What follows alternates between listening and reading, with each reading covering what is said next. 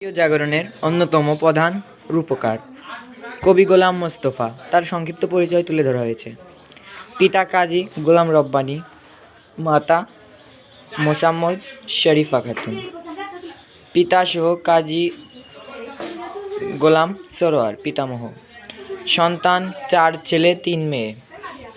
তার জন্ম 21শে ডিসেম্বর 1897 ইংরাজি সাল। জন্মস্থান মনোহরপুর গ্রামের শৈলকুপা উপজেলা, ঝিনাইদহ জেলায়।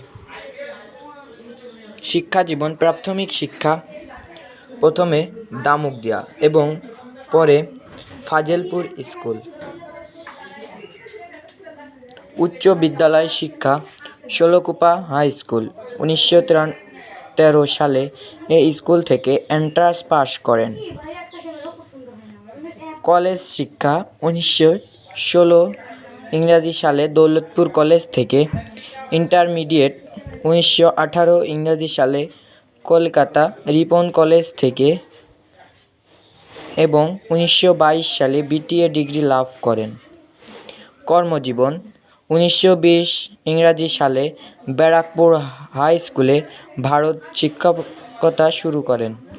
এরপরে পর্যায়ক্রমে বালিগঞ্জ হাই স্কুল, বাঁকুড়া জেলা স্কুল, ফরিদপুর জেলা স্কুলে প্রধান শিক্ষকের দায়িত্ব পালন করেন এবং 1950 সালে এই স্কুল থেকেই অবসর গ্রহণ করেন।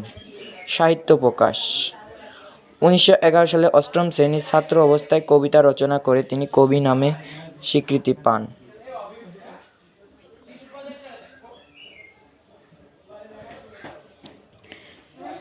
1913 সালে 10ম শ্রেণীর ছাত্রাবস্থায় রচিত কবিতা ইন্দ্রিয়ানুপাল প্রথম মুদ্রিত হয়।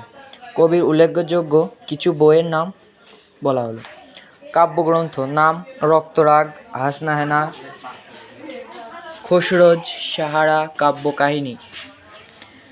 এর মধ্যে কিছু উল্লেখযোগ্য উপন্যাস রয়েছে, যার মধ্যে রয়েছে রূপের নেশা, ভাঙা বুক ইত্যাদি। জীবনী গ্রন্থ: বিশ্বনবী, মরুদুলাল, বিশ্বনারীর বৈশিষ্ট্য, হযরত আবু বকর ইত্যাদি। ধর্ম, রাজনৈতিক, ইতিহাসমূলক, ইসলাম ও জিহাদ, আমার চিন্তাধারা, আরবি হরফের ইতিহাস, জয় পরাজয়, রাষ্ট্রভাষা ইত্যাদি। মৃত্যুবরণ করেন কবি 1964 সালে 13 অক্টোবর সেরিব্রাম থ্রম্বোসিস রোগে আক্রান্ত হয়ে 69 বছর বয়সে ইন্তেকাল করেন।